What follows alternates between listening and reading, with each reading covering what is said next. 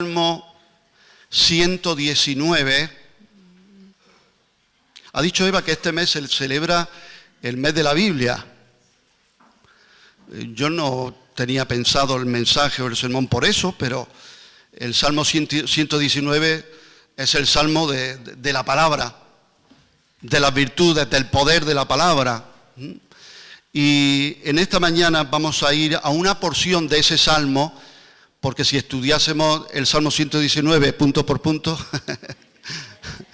entonces, para darte tranquilidad y no perder tu atención, vente conmigo al Salmo 119. Sabes que el Salmo 119 es tan amplio que está desglosado o separado por estrofas.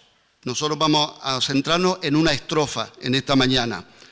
Y es el Salmo 119, 49. Y dice así: acuérdate de la palabra dada a tu siervo, en la cual me has hecho esperar. Ella es mi consuelo en mi aflicción, porque tu dicho me ha vivificado. Gloria al Señor. El título del mensaje en esta mañana es Mi consuelo. Mi consuelo. Como he dicho, esta estrofa encabezada con la palabra Saín, que comprende del versículo 49 al 56, puede llevar el título La fuente del consuelo y de la esperanza. Sería bueno ya preguntarnos cuál es la fuente de mi consuelo y de mi esperanza. El salmista comienza con un verbo que va a repetir continuamente, y es: acuérdate de la palabra dada a tu siervo, en la que me has hecho esperar. Es decir, poner la esperanza. En las crisis pasadas, el salmista recuerda que esa promesa le había reanimado, vivificado, y por eso sabe que tendrá ahora mismo el mismo efecto. ¿Cuántos creen que la palabra que un día te salvó, te transformó, tiene el mismo efecto y poder ahora? Y en ella el salmista encuentra el consuelo en su aflicción. Bien, en algunos aspectos de la vida, la suerte de todos los hombres es igual. Es decir, hombres buenos, hombres malos, hombres instruidos, hombres cultos, hombres ignorantes, hombres grandes, hombres pequeños, hombres oscuros. Todos pueden hablar una cosa en común. Todos pueden decir mi aflicción. ¿Cuántos de aquí podrían decir yo no he podido decir todavía mi aflicción? Aquí creo que todos hemos podido decir en algún momento ya mi aflicción, mi aflicción. En Proverbios 14, versículo 10 dice: el corazón conoce la amargura de su alma. Cada uno conoce su aflicción, ¿verdad? Pero déjame decirte en esta mañana, es un gran privilegio y una gran bendición cuando mi aflicción, alguien puede decir conmigo, mi aflicción. El Salmo dice, mi aflicción puede ser contrabalanceada por mi consuelo. Mi aflicción. En el mundo tendréis aflicción, dice Jesús, pero confiad, yo he vencido al mundo. Eso es contrabalancear. Los platillos en la balanza se equilibran. No es todo mi aflicción, porque el Señor también me da mi consuelo. ¿Cuánto dicen gracias, Señor? Así fue en el caso del salmista, y este salmista esta mañana nos puede representar a todos los creyentes que estamos aquí. Bien, punto número 1. Los creyentes, los cristianos, tenemos nuestro consuelo peculiar. Y a mí me gusta definir bien una palabra, saber su significado, porque cobra riqueza. Cuando decimos que el cristiano, el creyente, el discípulo tiene su consuelo peculiar, ¿qué significa peculiar? Peculiar significa propio o característico, privativo de una persona. Es decir, el consuelo del cristiano es peculiar porque es distinto a todos los consuelos. Es algo que solo pertenece al cristiano. Existe un consuelo que solo pertenece y se puede apropiar y disfrutar los hijos de Dios. ¿Cuánto le dan gloria? Eso es un consuelo peculiar. ¿Por qué? Porque mira, los hombres mundanos obtienen sus gotitas de consuelo de aquellas fuentes de preferencia. Los mundanos tienen sus fuentes de preferencia donde van extrayendo las gotitas de consuelo que pueden. Pero los santos, ¿cuántos santos hay aquí en esta mañana? Los santos miran a la palabra de Dios y dicen, este es mi consuelo. La Biblia de las Américas lo dice así, este es mi consuelo. Otra versión dice, esto es mi consuelo. Y cuando dice este o esto, significa que lo tenemos a mano. No dice aquel o aquello, o podría ser una opción. No dice aquel o aquello, dice este o esto, porque lo tengo a mano. Y el apóstol Pablo le dice a su hijo en la fe, Timoteo, echa mano de la vida eterna. Y tú y yo podemos echar mano de las promesas de la palabra de Dios.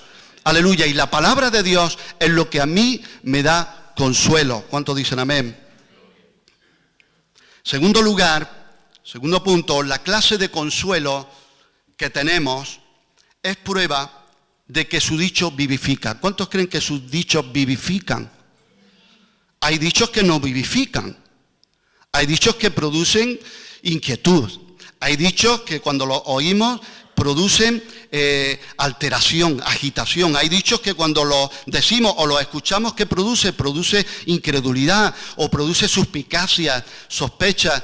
Hay dichos, ¿verdad?, que dice la palabra de Dios que hay palabras de hombre que son como golpes de espada, que acabas de hablar con una persona y dice, dame 2 guantazos que me duele menos. Pero gloria al Señor por su palabra, que su dicho vivifica. Sus dichos vivifican. Has cogido en tu casa y has leído la Biblia y cuando has acabado dices, ¿qué me pasa por dentro? Respiro mejor, me siento mejor. ¡Qué poder! ¡Qué efectividad tiene la palabra de Dios! ¿No dice la palabra de Dios que cielo y tierra pasarán, pero su palabra no pasará? ¿No es su palabra viva y eficaz? ¿No dice Jesús mismo, mis palabras son espíritu y son vida? ¿No dijo Dios por su palabra, sea la luz y fue la luz? ¿No vino el Señor a tu vida y a la mía llena de tinieblas, de marañas, de oscuridad y dijo, sea la luz y el Señor nos dio luz? Pues la palabra de Dios llena de promesas es nuestro consuelo. Mira lo que dice en Romanos capítulo 15, versículo 4, porque lo que digamos hay que respaldarlo con la palabra de Dios, hay que decir la palabra de Dios. Aleluya. Y dice, porque las cosas que se escribieron antes, para nuestra enseñanza se escribieron, a fin de que por la paciencia y la consolación de las Escrituras tengamos esperanza. La palabra de Dios también está llena de ejemplos de bondad, de su bondad que confirman nuestra confianza. En el Salmo 77, versículos 10 al 12 dice el salmista, traeré pues a la memoria los años de la diestra del Altísimo. Me acordaré de las obras de Yahvé. Sí, haré yo memoria de tus maravillas antiguas. Meditaré en todas tus obras y hablaré de tus hechos. Y esa palabra, sus dichos, vivifican. Número 3. La clase de consuelo, esto es muy simple, aparentemente muy profundo a la vez. Simplemente el enunciado de este punto, número 3, dice, la clase de consuelo que tenemos es una prueba de nuestro carácter. Ay, yo me gustaría conocerme más, ¿no? Y va al psicólogo y te dice, tienes que conocerte más. Recuerdo hace muchos años a una joven que estaba testificando, estaba metida en Nueva Era, no sé qué más, corrientes orientales, y me regaló un póster con unas cataratas cayendo y ponía, busca dentro de ti el divino aliento de la vida. Y ¿sabes qué? Busqué dentro y lo que vi fue escoria. Entonces puse debajo un versículo y dije, el que tiene al Hijo tiene la vida y el que no tiene al Hijo no tiene la vida. Ya pude arreglar un poquito el póster. ¿Cuál es mi carácter? Bueno, la clase de consuelo que tengo me puede ayudar a mí a conocer o a reconocer el carácter que tengo. Dentro de este punto, apartado 1, algunos miran a las riquezas como consuelo, como refugio. Cuando su grano y su vino aumentan, dicen, este es mi consuelo. Pues buscan lo terrenal. ¿Cómo llamaríamos a estas personas? Anótalo, son mundanos. Lucas 12, versículo 16 en adelante, también le refirió una parábola diciendo, la heredad de un hombre rico había producido mucho, y él pensaba dentro de sí diciendo, ¿qué haré? Porque no tengo dónde guardar mis frutos. Y dijo, esto haré, derribaré mis graneros y los edificaré mayores, y allí guardaré todos mis frutos y mis bienes, y diré a mi alma, alma, muchos bienes tienes guardados para muchos años, repósate. Eso, ahí encuentra su consuelo. Come, bebe, regocíjate. Pero Dios le dijo, necio, esta noche vienen a pedirte tu alma, y lo que has provisto, ¿de quién será? Así es el que hace para sí tesoro y no es rico para con Dios. Recuerdo hace tiempo un hermano, estábamos pintando, y recuerdo que hizo un presupuesto a una familia y me dijo, vamos a pintar un chalet grandísimo, tremendo. Ahí vamos a tener bastante tiempo de trabajo y creo que vamos a salir bien. Al tiempo me dijo, ¿te acuerdas lo del presupuesto de este chalet? Olvídate, ya no vamos a pintar ningún chalet. Digo, ¿qué ha pasado? Dice, no, le han detectado al dueño de la casa una enfermedad terminal. Se va a morir, ya no quiere saber nada de chalet, ya daba igual el chalet. Si tenía estucado veneciano o tenía los tonos crema o si tenía las tierras florentinas, se dice, Fran, y todas estas cosas, ya daba igual eso, ya daba igual. Que el Señor pueda hacer ver que nuestra vida no se puede consolar ni refugiar en los bienes materiales. Jesús dice, la vida del hombre no consiste en la cantidad de bienes materiales que posee. Repito de nuevo, palabras del Evangelio, el que tiene al Hijo tiene la vida, el que no tiene al Hijo de Dios no tiene la vida. Otro apartado, algunos buscan consuelo en sueños y en visiones, impresiones y presentimientos. Hay personas que desde que se levantan están ahí en un punto esotérico, místico, no sé, flotante, etéreo. A ver, estas personas son supersticiosos. Y poner el consuelo y nuestro apoyo en nuestra vida en la superstición, en un amuleto, en esto, en aquello. Pero vamos a ver en la palabra de Dios que esto ya era de muy antiguo. En Zacarías, capítulo 10, versículo 2, dice, porque los terafines han dado vanos oráculos y los adivinos han visto mentira. Han hablado sueños vanos y vano es su consuelo. Escucha bien, vano es su consuelo, por lo cual el pueblo vaga como ovejas y sufre porque no tiene pastor. Cuando hablaba de pastores, hablaba de los reyes, hablaba de los sumos sacerdotes, hablaba de los sacerdotes, de los que estaban ahí al frente, pero sobre todo el pastor de los pastores, el pastor de su pueblo Israel, tenía que ser Dios mismo. Bueno, todo esto, que el pueblo se inclinara a buscar ese consuelo vano, eso era resultado de la apostasía del pueblo. ¿Cuántos han oído o han leído alguna vez en la Biblia la palabra apostasía? Por favor, levanta tu mano. ¿Cuántos han oído apostasía? Pero si preguntamos qué es la apostasía, pues algunos dirán, bueno, está en la Biblia. ¿Qué es la apostasía? Bueno, vamos a verlo con imágenes, no vamos a entrar en profundidad, pero para que entendamos un poco. Cuando un barco que está anclado en un puerto levanta el ancla y se va, podríamos decir en cierta manera que esa imagen, apostatar, es dejar el sitio donde estaba y abandonar. Entonces, cuando un hombre deja a su esposa y a sus hijos, podemos decir que ha apostatado de su familia. Cuando una persona abandona, y más todavía largando malamente de la iglesia, podemos decir que ha apostatado de la iglesia. Cuando alguien deja su fe, abandona la fe, podemos decir que ha apostatado de la fe.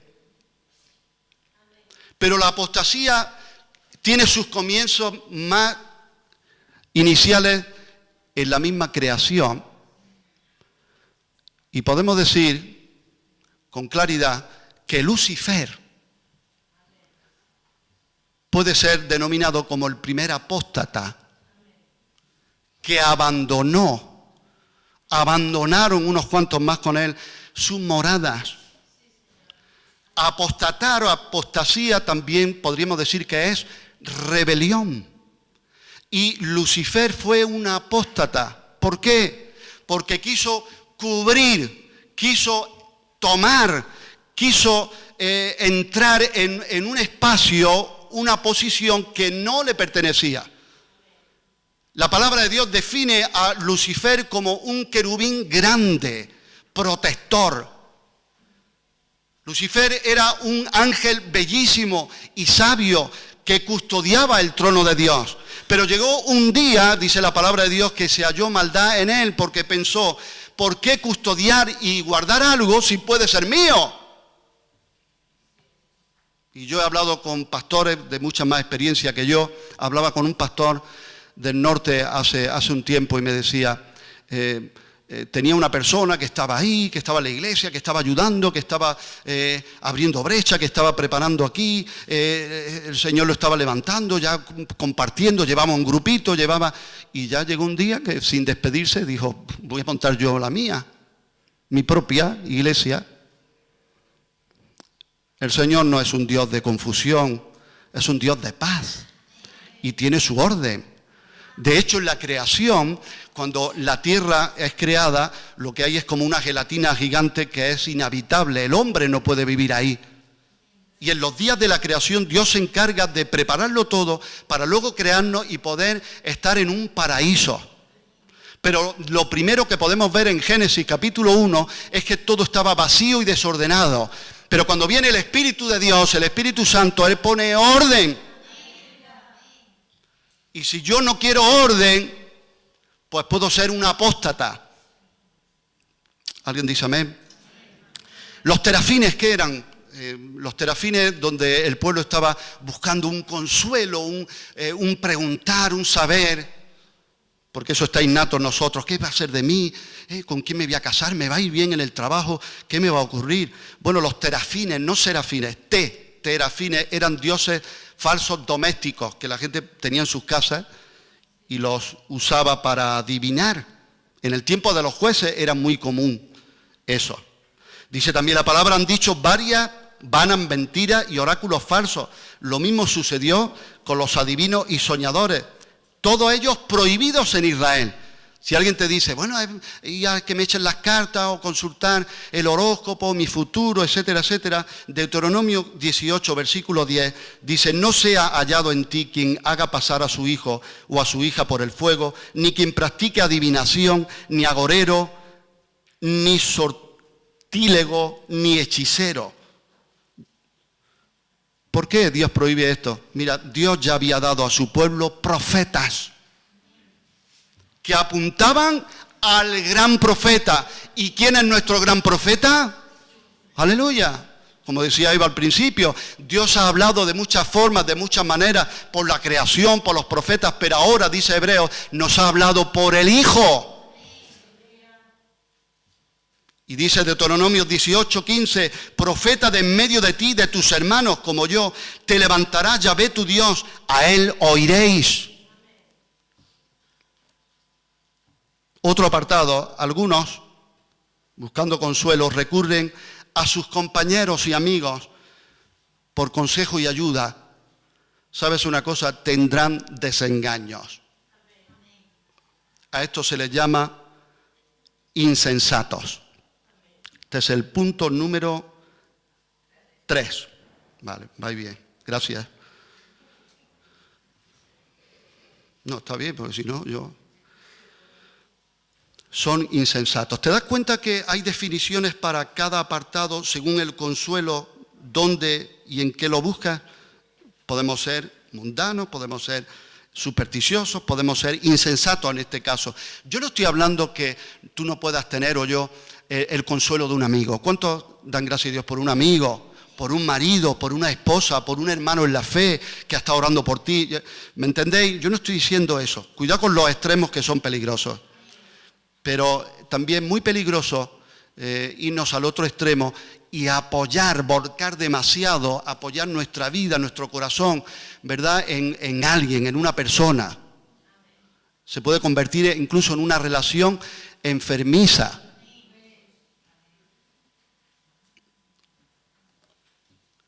Jeremías 17:5 dice: así ha dicho Yahvé, maldito el varón que confía en el hombre y pone carne por su brazo y su corazón se aparta de Yahvé.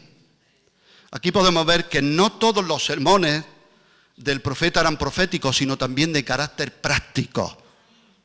A veces pensamos que la profecía o ser profeta es que te va a adivinar el futuro.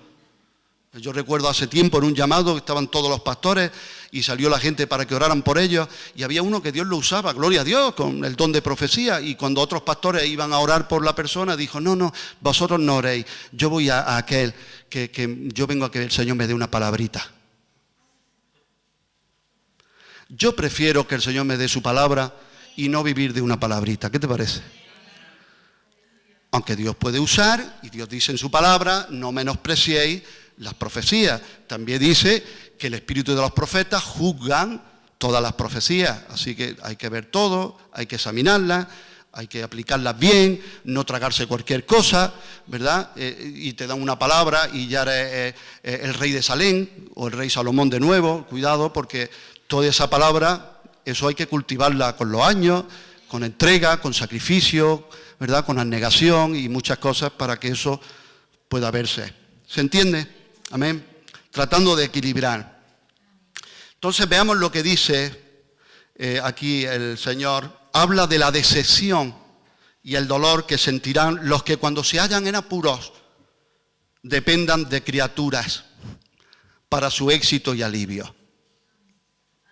Maldito, dice otra traducción, oh miserable, miserable. Es el varón que obra de ese modo, porque se apoya en un brazo de carne, se apoya en recursos humanos. Cuando Dios mismo, escucha bien, es el brazo de su pueblo. Y lo dice la palabra. Isaías 33, versículo 2 dice: oh Yahvé, ten misericordia de nosotros. A ti hemos esperado. Tú, brazo de ellos en la mañana. Sé también nuestra salvación en tiempo de la tribulación. El brazo aquí es literalmente la ayuda y defensa de Israel. Y el pueblo de Dios muchas veces salía a la guerra, buscaba recursos humanos, ya cambió su confianza en Dios por la confianza en el hombre y alquilaba carros a los egipcios o a otros pueblos paganos. Eso le molestaba a Dios. Y por eso dice: no te apoyes en brazo de carne, apóyate en el brazo divino. Hay una expresión que me llamó mucho la atención el otro día en un salmo del rey David, que el David está pidiendo que Dios los visite de nuevo, y le dice algo así, eso me entró dentro, y me dio que pensar. Le dice el rey David a su Dios, dice: ya no sales con nuestros ejércitos. Él entendía que cuando vencía es porque el Señor iba con sus ejércitos. Él es Yahvé, Él es el Señor de los ejércitos de Israel y también de su iglesia. Entonces, en la batalla espiritual que tenemos, necesitamos apoyarnos en el brazo de Dios. ¿Alguien dice amén? Número 4, ya terminamos. Algunos corren buscando el consuelo, corren al pecado, se entregan a la bebida. ¿Lo ha escuchado eso muchas veces? Se ha refugiado, es que se está refugiando en la bebida. Encuentra consuelo en la bebida, en el juego, en las malas compañías, en las drogas, en la disipación, en la pornografía. Estos son impíos. Terminamos con una pregunta en esta mañana. ¿Qué es vuestro consuelo? ¿Cuál es mi consuelo? ¿Os ha vivificado la palabra de Dios? Pregunto de parte del Señor. ¿Os ha vivificado la palabra de Dios? ¿Alguien dice amén? Si es así, mirad a ella en todas vuestras pruebas, pues nunca, nunca, nunca os fallará. Oremos al Señor. Eterno Padre, gracias que podemos orar como este salmista oró, dando gracias por tu palabra, que en tu palabra hemos hallado consuelo, porque tu palabra es mi consuelo en mi aflicción. Gracias, Señor, que tus dichos nos han vivificado.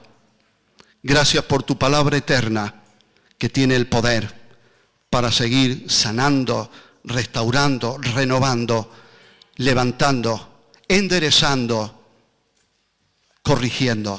Tantas funciones necesarias en nuestra vida, tu palabra tiene el poder de hacerlas todas. Te pedimos, Señor, que por tu Espíritu Santo, bendito Espíritu Santo, tu Espíritu Santo aplique, revele tu palabra, no quede en letra ni en teología en nuestras mentes, sino que se hagan carne y bajen a nuestro corazón.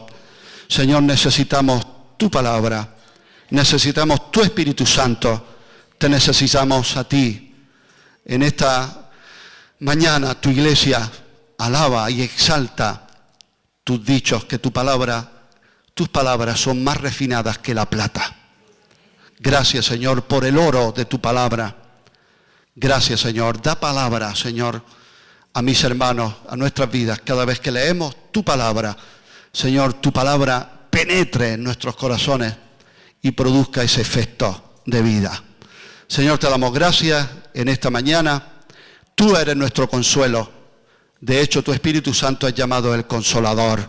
Gracias, gracias por tu consuelo tan peculiar, tan privativo, que solo tus hijos y tus hijas pueden disfrutar.